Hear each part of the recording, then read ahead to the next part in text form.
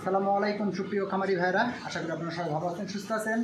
সামনে আমাদের কুরবানির আর মাত্র 2 মাস গরু লালন পালন করতে পারবো, আর এই 2 মাসে আমাদের কাঙ্ক্ষিত ফল অর্জন করতে হবে। তো এই 2 মাসের মধ্যে খুব দ্রুত গরু মোটা তাজা করতে হলে আপনাকে যে কাজটা করতে হবে, আজ আমি এই ভিডিওর মাধ্যমে আপনাদের একবারে কী ধরনের খাবার খাওয়ালে গরু এই 2 মাসের মধ্যে মোটা তাজা করতে পারবো বা করতে পারবেন আপনারা, সেই মানে একবারে টোটাল খাদ্যের তালিকা দিয়ে দিব। কীভাবে গরুকে খাওয়াবেন, কীভাবে পরিচর্যা করবেন, সম্পূর্ণ থাকবে আজকের এই ভিডিওতে। তো অবশ্যই ভিডিওটি সম্পূর্ণ দেখতে হবে, এবং সম্পূর্ণ ভিডিও না দেখে যদি আপনি স্কিপ করে চলে যান তাহলে ভিডিওর আগামাটা কিছু বুঝতে পারবেন না। তো বন্ধুরা, সামনে আমাদের কুরবানি ঈদ, আর এই ঈদের আর মাত্র সময় আছে 2 মাস। আপনারা যারা গরু লালন পালন করেন তারা জানেন ঈদের যে সময়, এই সময়টা 2 মাস আছে। 2 মাসের মধ্যেও গরু মানে কাঙ্ক্ষিত মোটা তাজা করা সম্ভব যদি আপনি সঠিক পরিচর্যা, সঠিক খাদ্য দিতে পারেন। তো এই খাদ্য তালিকা আমি এর আগেও আপনাদের আমার ভিডিওতে জানাইছি, তো আজকে আবার নতুন করে ভিডিওর মাধ্যমে আপনাদেরকে জানাই দিচ্ছি কীভাবে মানে আপনি খাদ্য তৈরি করবেন। তো আমরা যারা গরু লালন পালন করি, বাজার থেকে গরুর জন্য খাদ্য তৈরি করার চাইতে নিজেরা যে খাদ্য তৈরি করা হয় সেটা অনেক বেটার হয়। তো এই যে আমরা গরু লালন পালন করি, তো কী খাদ্য খাওয়াবেন? 100 কেজি দানাদার খাদ্য তৈরি করতে আপনাকে যে কাজটা করতে হবে, 45 কেজি গমের ভুসি ব্যবহার করতে হবে। 100 কেজি দানাদার খাদ্যে 45 কেজি গমের ভুসি, 20 কেজি ভুট্টা, 20 কেজি আপনার সমিলের খোল বা সমিলের মিল, আবার 12 কেজি ধানের গুঁড়া। তো এটা দিয়ে যদি আর মানে দানাদার খাদ্য তৈরি করেন, তার সাথে আপনাকে ব্যবহার করতে হবে 2 কেজি ভিটামিন মিনারেলস।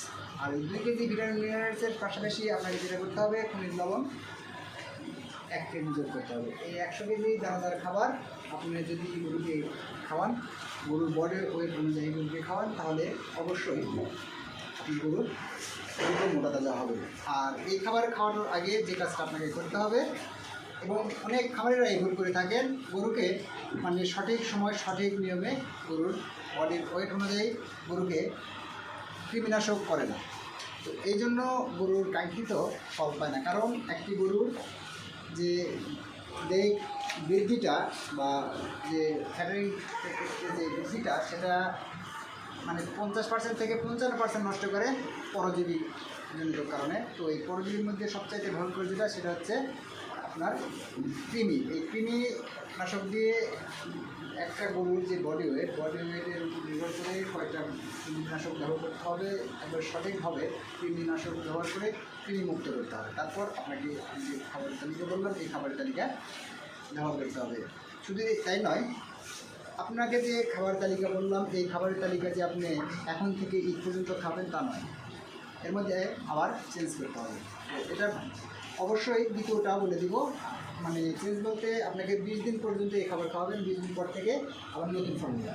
তো তার আগে আমি একটু কথা বলে নিই, আপনি যদি আমার দর্শক হয়ে থাকেন নতুন, অর্থাৎ আমার ভিডিওটি নতুন দেখে থাকেন, তবে অবশ্যই আমার চ্যানেলটি সাবস্ক্রাইব করে রাখবেন, আর পাশে থাকা বেল আইকনটা চাপে রাখবেন। তাহলে আমি ভিডিও যে করি, পরামর্শ দিই, সেটা সবার আগে আপনি দিয়ে থাকবেন।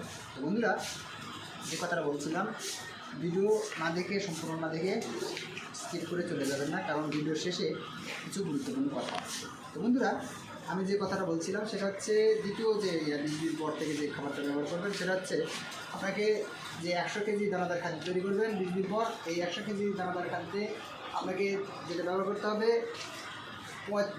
40 কেজি গমের ভুসি, 40 কেজি গমের ভুসি, সাথে 20 কেজি ভুট্টা, 25 কেজি সমিল মিল, 2 কেজি ভিটামিন মিনারেলস, আর 1 কেজি লবণ। এই যে আপনি 100 কেজি দানাদার খাবার নিয়ে গরুর বডি মানে তার বডি ওয়েট কত, এই বডি ওয়েটের উপর নির্ভর করে দিনে কত কী খাবার পাবে এই অনুযায়ী খাবেন। অর্থাৎ আমরা যারা গরু মোটা তাজা করি, তারা অনেকেই জানে, অনেকেই জানে না একটা গরু গায়ে 100 কেজি জন্য কতটুকু খাবার দিতে হয়। এমনি সচরাচর যেটা লালন পালন করা হয়, সেটাকে খাবার দিতে হয় মানে 100 কেজিতে 1250 গ্রাম।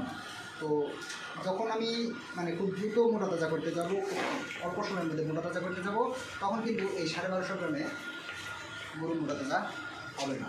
এই 1200 গ্রামের যদি মোটা তাজা করতে বলতো তাহলে হয়ে যেত, কিন্তু আমি যখন মানে বেশি রকমভাবে খুব দ্রুত মোটা তাজা করতে যাবো, অর্থাৎ সামনে আমার 2 মাসের মধ্যে আমাকে গরু মোটা তাজা করে ফেলতে হবে, তো এই সময় আমাকে কী করতে হবে, একটু বাড়তি খাবার করতে হবে। অর্থাৎ 100 কেজি বডি ওয়েটের জন্য যখন মোটা তাজা করতে যাবো তখন আমাদের প্রয়োজন হচ্ছে 1.5 থেকে 2 কেজি হবে। 100 কেজি বডি ওয়েটের জন্য আমাকে দিতে হবে 1.5 থেকে 2 কেজি হবে। আরেকটা জিনিস সেটা হচ্ছে বাজারে বিভিন্ন কোম্পানির বিভিন্ন গরুর ক্যাটল ফিড পাওয়া যায়। তো আপনাকে এই ক্যাটল ফিড ব্যবহার করতে হবে। প্রতিটি গরুকে 3 থেকে 4 কেজি অথবা 5 কেজি এরকম হারে আপনাকে ফিড খাওয়াতে হবে। তো এই ফিটের কথা বললাম, আপনারা অনেকে ভাবতে পারেন পোলট্রি ফিটের কথা বলছে কিনা। না বন্ধুরা, পোলট্রি ফিটের কথা বলি নাই, আমি গরুর যে বাজারে ফিটগুলো পাওয়া যায় বিভিন্ন কোম্পানি বিভিন্ন মানে সেইগুলো ফিট আপনার যেটা চয়েস, যেটা ভালো মনে হয় বাজার থেকে যেটা ভালো মানসম্মত সেই ফিটটা কিনে আনবেন এবং গরুকে খাওয়াবেন। তাহলে মানে ওই দানাদার খাবারের পাশাপাশি যদি আপনি ফিট খাওয়ান খুব দ্রুত গরু মোটা তাজা হয়। আর পাশাপাশি আমি যেটা করি, অনেকে করে কি করে না জানি না, তো আমি যেটা করি সেটা হচ্ছে আমি গরুকে রেগুলার ক্যাটাফস অথবা অ্যামাইনোভেট আর সাথে হিমোভেট এই ইঞ্জেকশনগুলো ব্যবহার করি। আর এই ক্যাটাফস ইঞ্জেকশন শুরুর আগে আমি যেটা ব্যবহার করি সেটা হচ্ছে রেনাসল AD3। এই রেনাসল AD3 দিয়ে ইঞ্জেকশন দিয়ে শুরু করি এবং তার পাশাপাশি আমি অ্যামাইনোভেট অথবা মানে ক্যাটাফস এই যে ইঞ্জেকশনগুলো করে থাকি।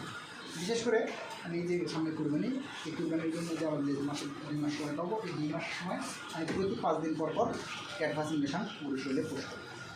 তো এই ক্যাটাফস ইঞ্জেকশন ব্যবহার করলে গরু রুচি ঠিক থাকে, গরুর বৃদ্ধিটা ঠিক হয়, গরু মানে ভালো থাকে।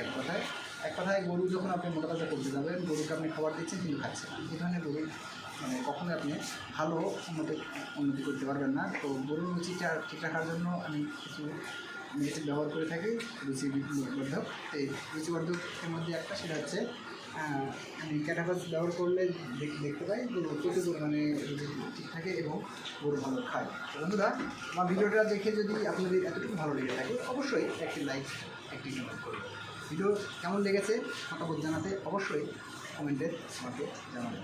তো বন্ধুরা, ভালো থাকবেন, সুস্থ থাকবেন, সামনে আবার ভিডিও নিয়ে হাজির হবো। ধন্যবাদ সবাইকে।